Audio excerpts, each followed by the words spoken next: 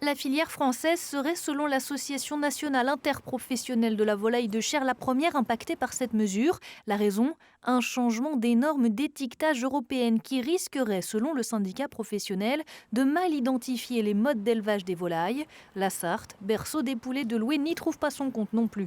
Il existe une réglementation très claire depuis pas mal d'années, depuis bientôt 30 ans, qui permet de définir les modes d'élevage, comme on le fait à Loué, élevé en liberté par exemple, fermier élevé en liberté, fermier élevé en plein air, ou deux autres modes d'élevage qui sont très clairs, très bien définis.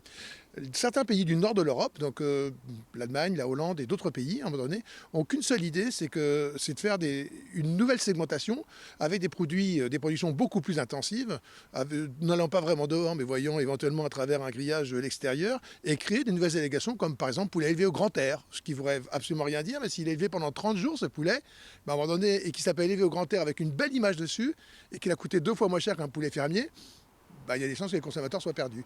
Et ça, il ne faut pas.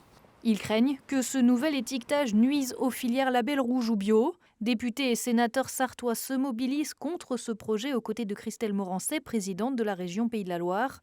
La Commission européenne discute toujours de ce changement qui pourrait voir le jour d'ici la fin du mois de février.